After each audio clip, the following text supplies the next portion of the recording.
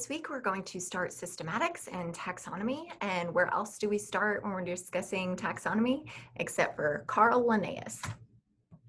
This is a photo of Carolus Linnaeus, or Carl Linnaeus. He was born in 1707 and died in 1778. He was from Sweden. He was a botanist, also a zoologist and a physician. So back in the day when you were a biologist, you were pretty much a jack of all trades.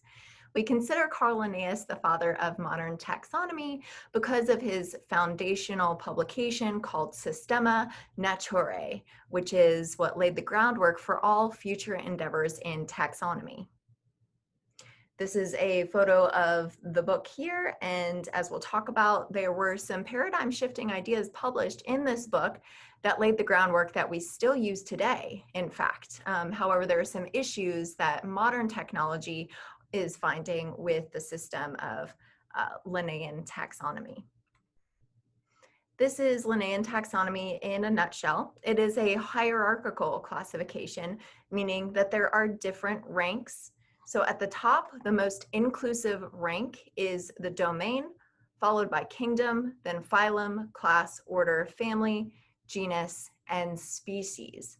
So an example of this, if we're taking a look at alligators, for example, just looking at kingdom, we know that it is a eukaryote, so domain Eukarya. Kingdom Animalia, phylum Chordata, class Reptilia, order Crocodilia, family Alligoratidae, genus alligator, species alligator mississippiensis. And so Linnaean taxonomy is really based on the similarity of morphology. So how closely do you look in appearance to other organisms, not necessarily how evolutionarily close you are.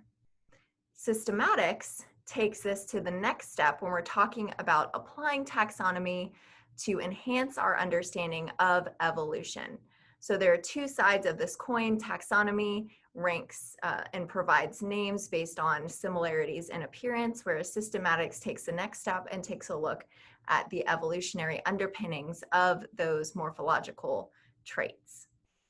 Systematics helps us identify species that are crucial to biology in a number of ways.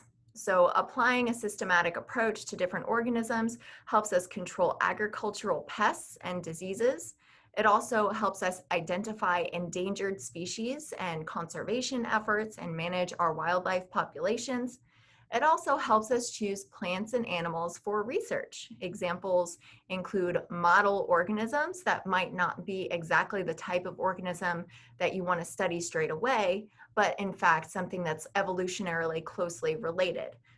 That's why we use a lot of mice in our trials for human therapeutics, because evolutionarily we are pretty closely related, not super closely related, but we are mammals. So the idea is that a lot of the information that we glean from research on the mouse model can be applied to human subjects.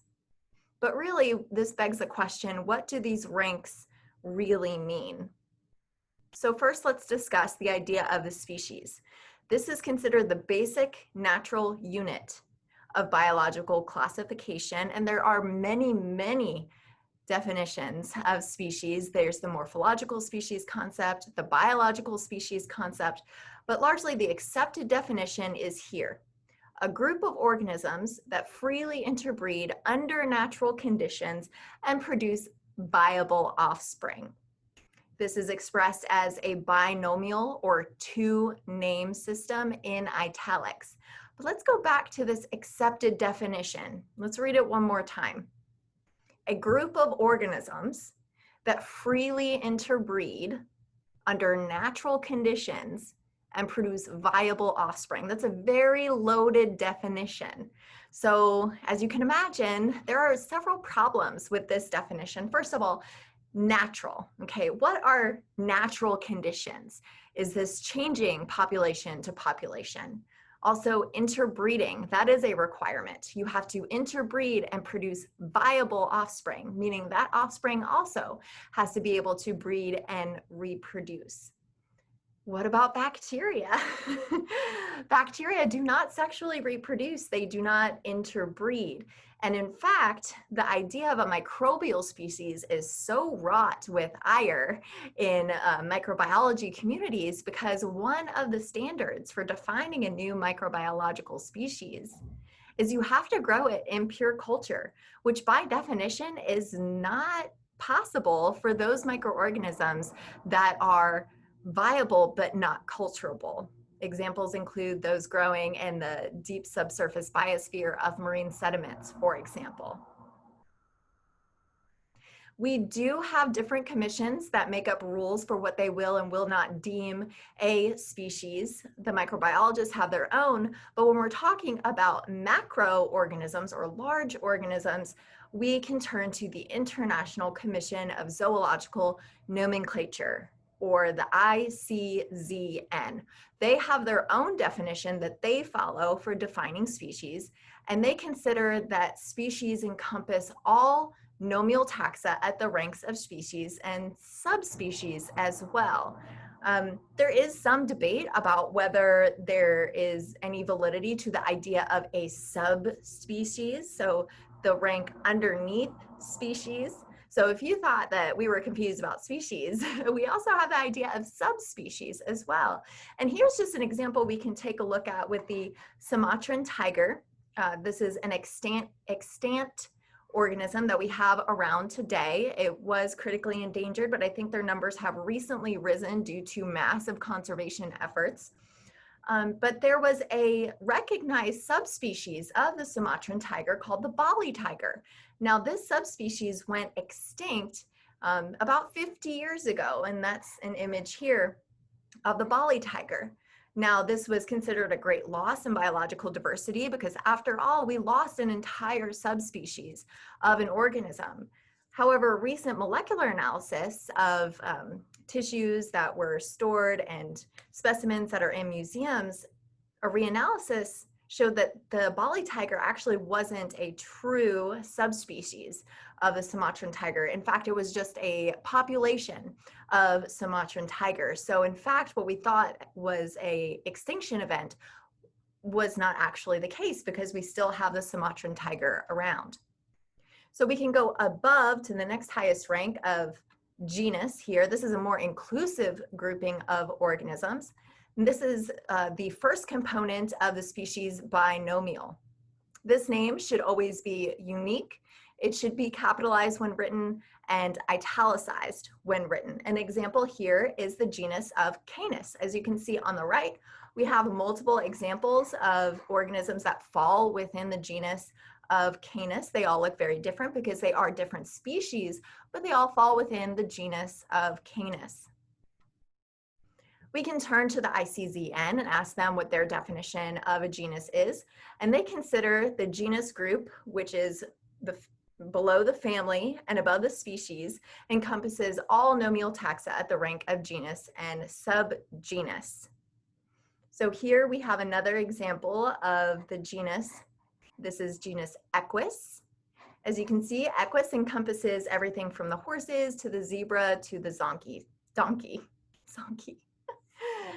So very, very diverse here. We can move up again. Above genus, we have family. The family is even more inclusive.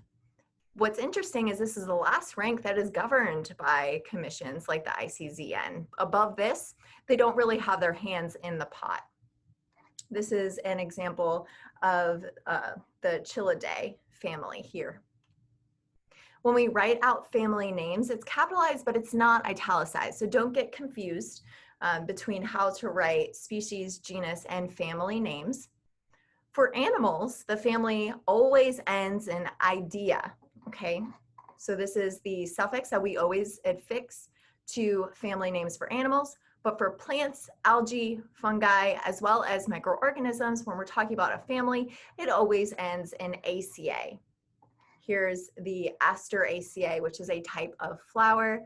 And because it ends in ACA, we understand that it is a family name. We also have in the animal kingdom a lot of subfamilies, okay? So this time, the animals end in Inea or IDA for algae, plants, and fungi.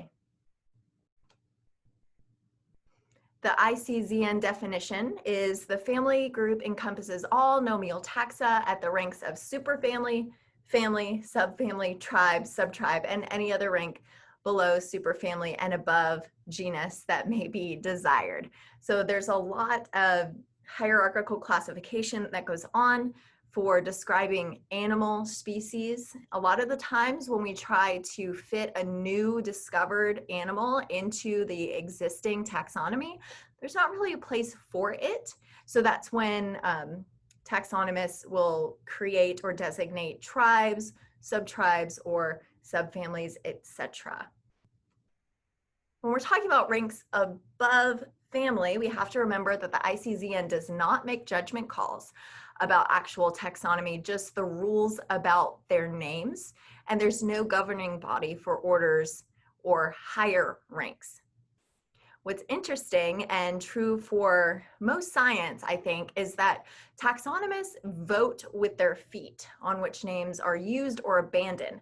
This means that if a body of scientists feel like a name has become antiquated, outdated, outmoded, they don't want to use it anymore, then they simply don't use it in their publications moving forward. And so in that way, they're, quote, voting with their feet on what they recognize as a taxonomic definition. We can talk about orders next. Here is a lovely compilation of the different representatives of the order Squamata. We have lizards and snakes and tuataras in the order of Squamata. There are some conventions that we use for naming orders. We use iformes for vertebrates and alleles for vascular plants. The class falls above the order, and there's no really agreed upon spellings here. So here we have your typical earthworm in the class Oligochaeta. We can move above class and go to phylum, plural phyla. For example, here, these are images of representatives of the phylum Echinodermata, which means spiny skin. You all took a look at different fossil examples of echinoderms in lab the other week.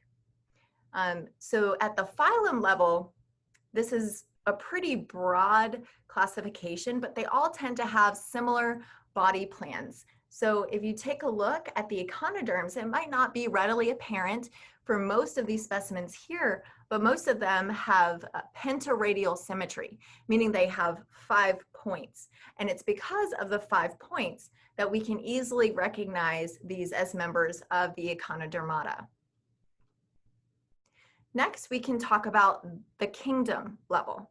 We have several recognized kingdoms currently, several that you may have heard of in previous textbooks growing up in primary and secondary schools, we actually don't recognize anymore. For example, the Monera, okay? We do not refer to prokaryotes or bacteria or archaea as Monera anymore.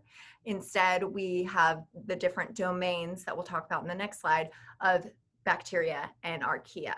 Likewise, the protists, we will use this name just because it's convenient and recognizable. However, in modern phylogenetic analysis, it's actually not recognized as a group anymore because it's not monophyletic, and we'll talk about what that means in the coming slides.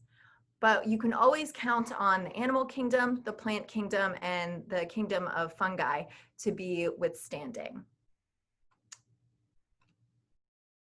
This is probably what you are most familiar with, since the first module of the course really honed in on the different domains of life. This is the highest taxonomic rank, unless you batch everything as just life, okay? These are differences at the cellular level, and you are very well aware of the current debate about the 3 domains versus the 2 domain hypothesis.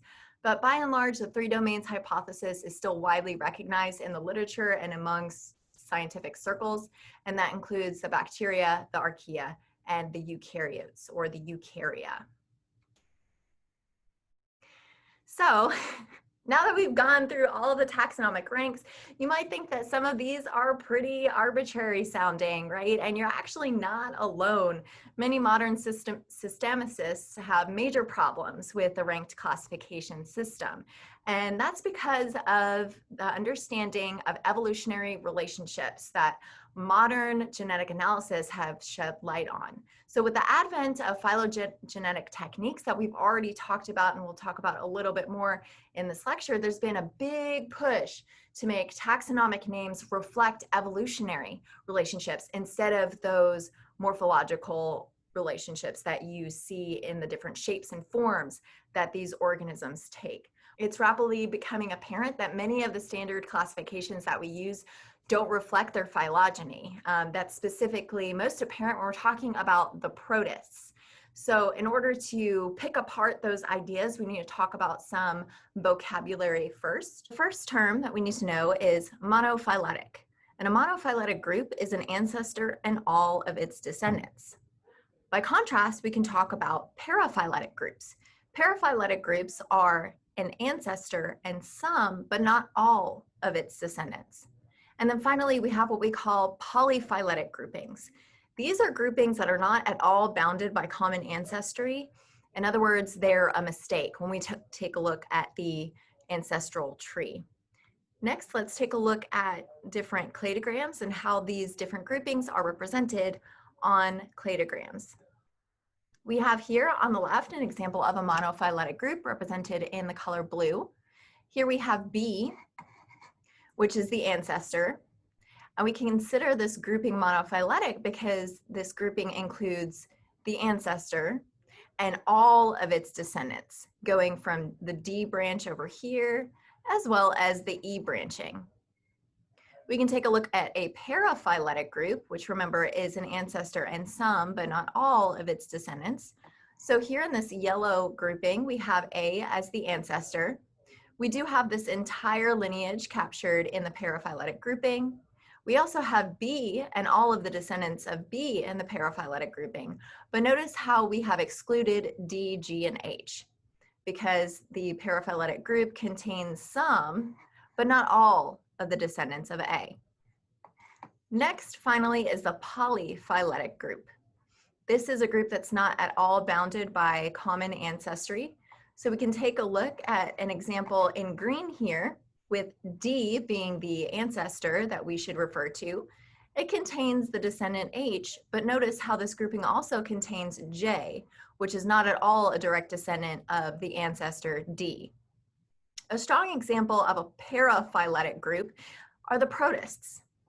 Here's a cladogram of where protists fall within the tree of life. So way up here, we have the bacteria, we have the archaea, and then we have the eukarya. We can zoom in on the eukarya. We have the common ancestor of all eukaryotes here. And notice that protists make up everything except for what we single out as fungi, animals, and land plants. All of these other lineages in orange indicate the presence of protists. So this is a paraphyletic group that contains some, but not all, of the descendants of the common ancestor of all eukaryotes.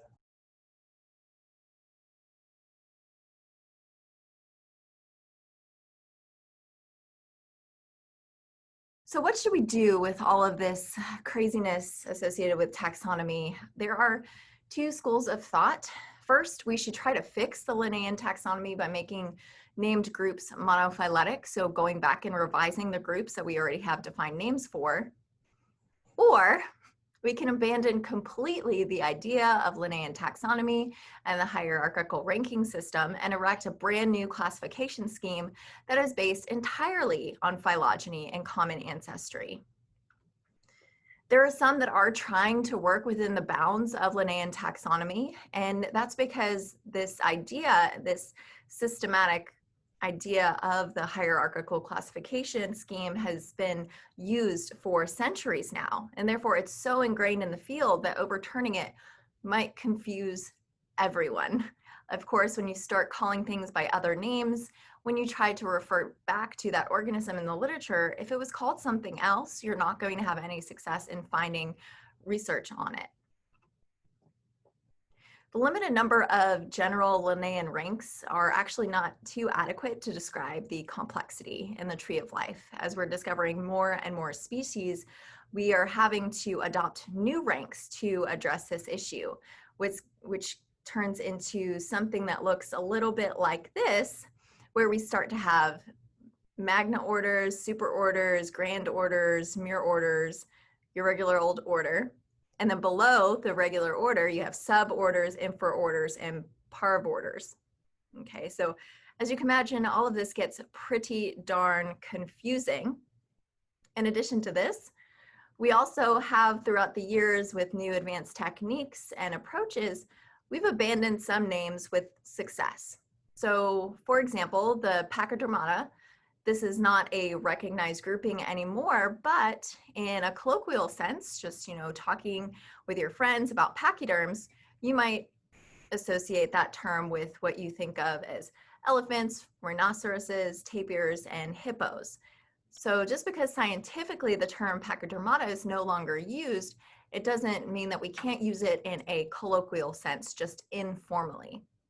Another grouping that we no longer recognize as a official group are the algae, because algae, as you learned in lab last week, can consist of everything from cyanobacteria, which are bacterial cells, to dinoflagellates, which are eukaryotic cells.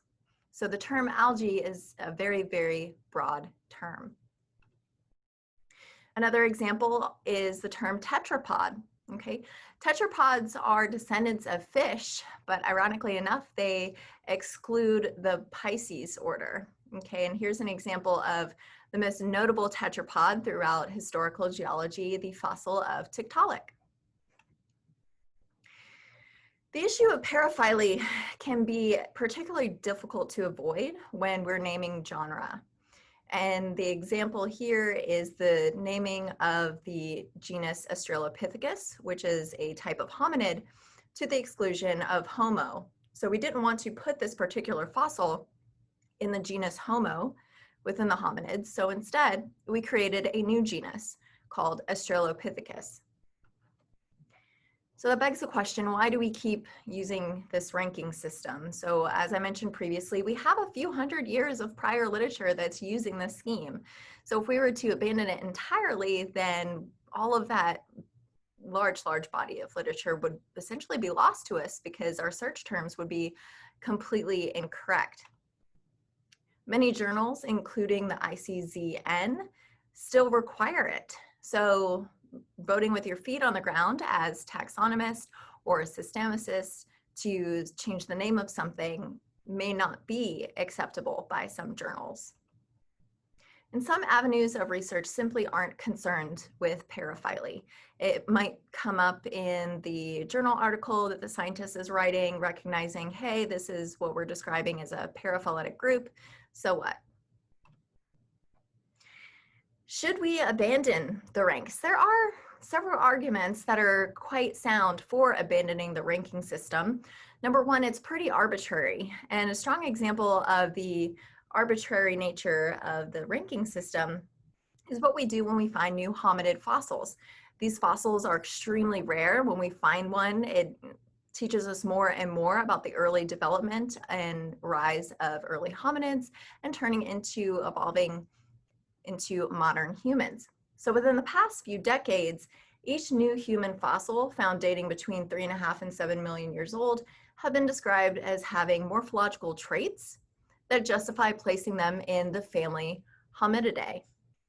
While it justifies the placing within the family of Hominidae, they look distinct enough at the genus level to create a brand new genus for each and every new fossil. Okay, so two questions arise from this, and I got these two questions from a paper published in the Proceedings of the National Academy of Sciences in 2003 called Genera of the Human Lineage. And they said, two questions arise from the classification of newly discovered fossils. Number one, should each of these specimens be placed in the family Hominidae?